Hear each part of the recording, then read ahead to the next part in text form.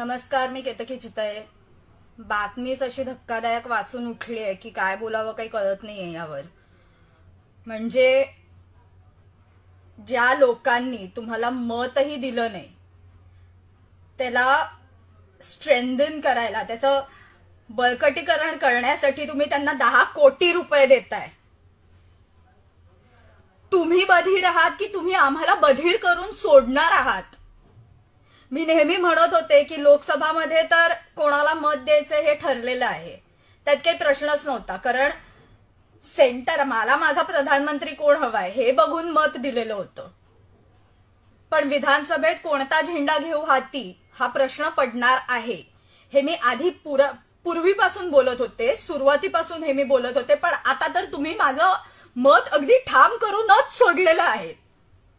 राष्ट्रामध्ये जिथे तिथे मोर्चे निघतायत की वक्फ बोर्डला खारिज करा, वक्फ बोर्डला खारिज करा, आणि तुम्ही वक्फ बोर्डला 10 कोटी रुपये सँक्शन करताय. आधीच 3 तिघाडी गव्हर्नमेंट आहे तुमचं. ठरवलंय काय की तुम्हाला तुमच्या बाजूने हिंदूही नकोय हेही ठरवलंयत का तुम्ही?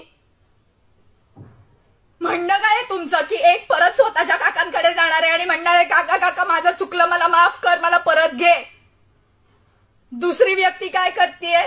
3 चाकी सायकल चालवता येत नाहीये, डोक्यात हवा गेलेली आहे, म्हणून परत मी माझे 3 चाकी रिक्षा चालवायला निघतो असं म्हणणार आहे. आणि तिसऱ्याचं तर काय, रेझिग्नेशन ऍक्सेप्टच केलं जात नाहीये. माझा राजीनामा घ्या, माझा राजीनामा घ्या हे ऍक्सेप्ट केलं जात नाहीये. म्हणून ह्या पद्धतीने तुम्ही राजीनामा सोडा. तुम्ही दरिद्रीपणा करणार आहात का? तुमचं म्हणणं काय आहे की बघा 10वीतला मुलगा जसा म्हणतो मी आता फेलच होऊन दाखवीन, तसं तुम्ही किती संख्यानं तुमची मतं तुम्ही कमी करणार आहात हे डिसाईड केलंय का? हा तुमचा गोल आहे का विधानसभेसाठी? म्हणणं काय आहे तुमचं नेमकं? स्पष्ट क्लिअर कट सांगून टाका. हे काय आहे? वक्फ बोर्डला आम्ही अपील करण्यासाठी, त्यांच्या बळकटीकरण करण्यासाठी आम्ही पैसा देतोय म्हणजे काय आहे? वक्फ बोर्ड उद्या हिंदूंची आतापर्यंत इतकी जमीन ऑलरेडी खाऊन बसलेलं आहे. बरं, वक्फ बोर्ड तुमच्या घरी उद्या आला, म्हणाला की हे मी जे बघतायत त्यांना सांगतेय की आपल्याकडे आला वक्फ बोर्ड मधली माणसं आणि म्हणाली की ही जमीन आमची आहे, तुमची नाहीये, तर आपण बोंबा मारत रस्त्यावरती फिरू, कारण वक्फ बोर्डचा डिसिजन हा हायकोर्ट किंवा सुप्रीम कोर्ट मध्ये चालत नाही.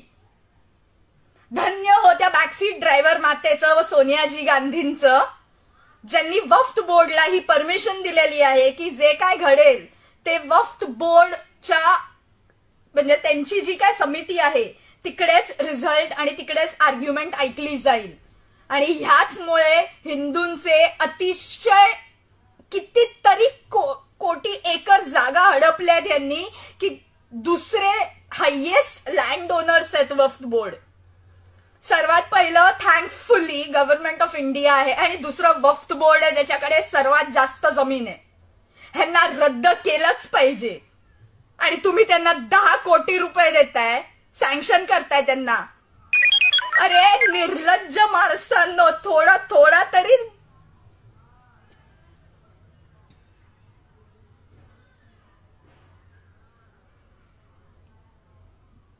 संघाला तोडलत, सनातनींना तोडताय. नोटाला आयुष्यभर मी शिव्या घालत आलेले आहे की नोटा एवढा भिकारीपणा ह्या जगात नसेल. पण थँक्यू 3 तिघाडी सरकार, तुमच्यामुळे विधानसभेत नक्की नोटाचं बटन दाबेन. असंच जर चालत राहिलं ना तर बंगालसारखी परिस्थिती महाराष्ट्रात यायला फार वेळ लागणार नाहीये. तिकडे दीदी बोलावतेच आहे बांगलादेशींना, इकडे तुम्ही रोहिंग्यांना जागा द्याल. ऑलरेडी मानखुर्द अख्खं बांगलादेशी मुसलमानांनी भरलेला आहेच, तुम्ही रोहिंग्यांनाही आणून आमच्या डोक्यावर बसवा. आता सगळीकडे देऊनच टाका ना, मुसलमान राष्ट्र म्हणून डिक्लेअर करूनच टाका ना एकदाच. कशाला तुम्ही का महाराष्ट्र छत्रपती शिवाजी महाराजांचा महाराष्ट्र कशाला बोंब मारताय? खरं ते बोलून टाका ना.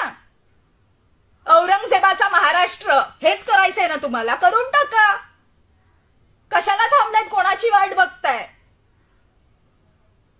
तुम्हाला छत्रपती संभाजीनगर नको आहे ना, तुम्हाला औरंगाबादच हवं आहे ना, महाराष्ट्राचं नावच बदलून टाका ना, इतकी सोपी गोष्ट आहे. आणि उगाच छत्रपतींचं, फुल्यांचं, आंबेडकरांचं, सावरकरांचं कोणाचंही नाव घेऊ नका, त्यांचा अपमान करू नका त्यांचा महाराष्ट्र म्हणून. कारण तुम्ही जे काय कृत्य करताय ना ते ह्या लोकांनी केलेलं नाहीये. त्यांची नावं तोंडातूनही काढू नका यापुढे.